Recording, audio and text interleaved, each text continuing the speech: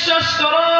এই বলে যখন নবী দাওয়াত দিতে লাগলেন, কাফেররা তারা না বুঝে না শুনে দয়ার নবীকে এমন ভাবে ঘাট ধরে বের করে দিলেন, এমন ভাবে ধাক্কা মেরে দিলেন, নবী জমিনের বুকে গিরে গেলেন যে নবীর গতরে মশা মাখি পড়তো না। নবী করিম সাল্লাল্লাহু আলাইহি ওয়াসাল্লাম যখন উঠে দ্বিতীয়বার দাওয়াত দেওয়ার জন্য গেলেন, দাওয়াত দেওয়ার পরে কাফেরদের গোসা আরো বেড়ে গেল। গোসা বেড়ে যাওয়ার পর সমস্ত কাফেররা ছোট ছোট বাচ্চাদেরকে দুই রাস্তার তীরে, দুই রাস্তার দাঁড়ায় ঘুরিয়ে দিল, দুইটি রাস্তার সাইড দিয়ে পাথর হাতে দিয়ে দাঁড়ায় দিল, যে পাগলা যেদিক দিকে যাবে তোমরা এমন ভাবে মারো, তাক মারতে মারতে এখান থেকে বের করে যাও। এই পাগল কোথায় থেকে আসছে, কোথায় থেকে জানিয়ে আসছে?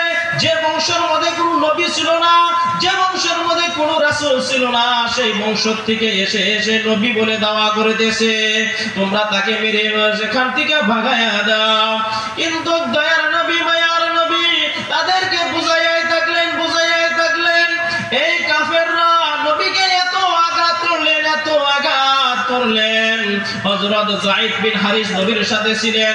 যায়েদ বিন হারিস বললেন যে দয়ার নবীর যেদিকে থেকে পাথর আসতো, আমি দয়ার নবী সেই দিকে আমি দয়ার নবীকে রক্ষণাবেক্ষণ করতে চতুর্দিকে আমি ঘুরে ঘুরে পাথরগুলো ফিরাইতাম। দয়ার নবী যায়েদ বিন হারিসের দেহ মোবারক জামজরের মতো টেরা হয়ে গেছে।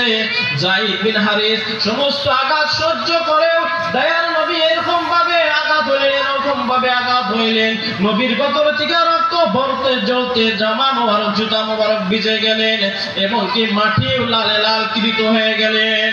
ও আমার বন্ধুগণ, দয়ার নবীর হুঁশ আসে না, দয়ার নবী বেহুশ হয়ে গেলেন, নবী হাঁটতে পারে না, নবী বেড়ে ছাড়ায় ফেলাইলেন, পাগলের মতো এদিক সেদিক ঘুরতে ঘুরতে দয়ার নবী মাটির মধ্যে গিরে গেলেন।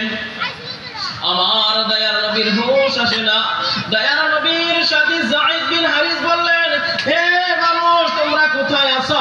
আমার নবীকে, আমার রাসূলকে হেফাজত করো। কিন্তু কাফেররা তো আসবে দুরস্তান, কাফেররা আরো আঘাত করা শুরু করে দিল। কিন্তু আমার নবী, যে নবী